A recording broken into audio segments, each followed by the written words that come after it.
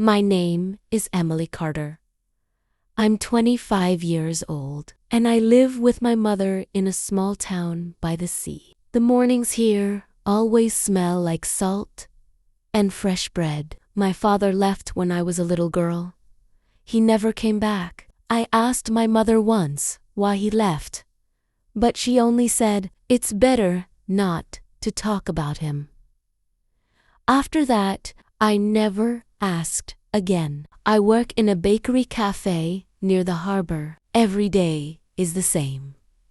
I make coffee, serve bread, clean tables, and go home. The same faces, the same words, the same hours. I don't have many friends. I don't go out much. I tell myself I don't need to. People always leave. My father, a friend from school, even someone I once loved. So I decided, no more hope, no more feelings. But one morning, everything changed. A man walked into the cafe. He looked new in town. I took his order.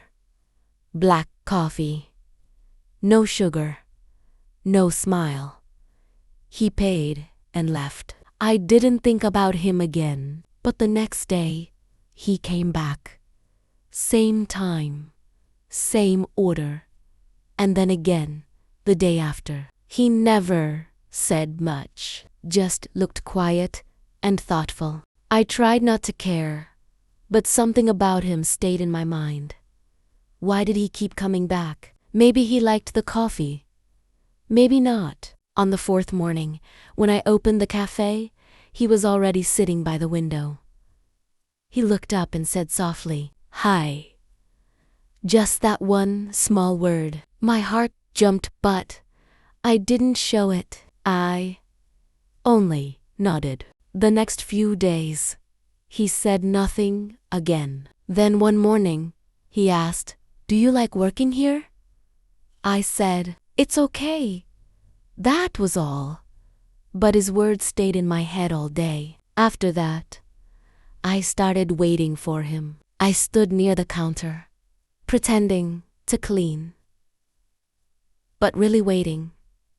And when he came in, something inside me felt calm, like a small light turning on. Then, one day, he didn't come. Not that day. Not the next. Not even the next. I told myself it didn't matter, but my chest felt heavy. The cafe felt quieter than usual. After 4 days, he returned.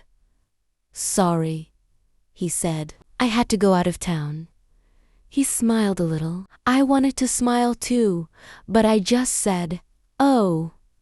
Still, I was glad he came back. He started coming every day again. We talked a bit more each time. He told me about his job in the city and his younger sister. I told him about my mother and how I stopped trusting people. He listened, really listened. I didn't know talking could feel so easy. For the first time in years, I began to think, maybe not everyone leaves. Then, one Saturday morning, he came in with a woman. She smiled at him and whispered something that made him laugh. They sat at our usual table. He didn't look at me. I brought their coffee. "Thanks," he said, and nothing else. I finished my shift, went home, and didn't eat dinner. I tried to read, but the words blurred. My heart felt cold again. I knew this would happen, he told myself. People always leave. He didn't come for 3 days. On the 4th day, he returned.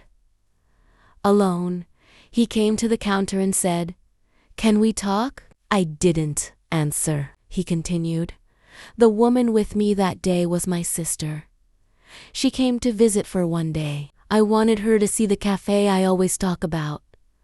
I looked up at him. His voice was nervous, not proud. Something in me softened. I thought you were angry, he said quietly. But I didn't want to disappear from your life. I didn't know what to say. I only whispered, "Why do you care?" He smiled. "Because you're the reason this place feels like home to me." For a moment, I couldn't speak. Then he asked, "Can I come back tomorrow?" I said, "Yes," and he did. Every day. Same coffee, no sugar. But now, we laughed and talked about music, rain, and dreams. Later, I met his sister again. She smiled and said, "I told him not to mess it up." I laughed for the first time in weeks. He met my mother one evening. They talked for a long time. Afterwards, she said, "He's kind. And you seem happy." She was right. One night, as we walked along the quiet beach, I told him, "I used to be afraid to feel anything, but not anymore." He said, "You don't have to be afraid. I'm here." And I believed him. Because now I know, not everyone leaves. Some people stay. Some change your life quietly, just by being there. Before I met him, I lived with my heart closed like a locked door. But when someone knocked gently and waited, I realized I could open it again. When we close our hearts, we shut out not only pain, but also kindness, friendship, and love. Life begins again when we find the courage to open our hearts. Have you ever met someone who made you believe in love again? Share your story in the comments.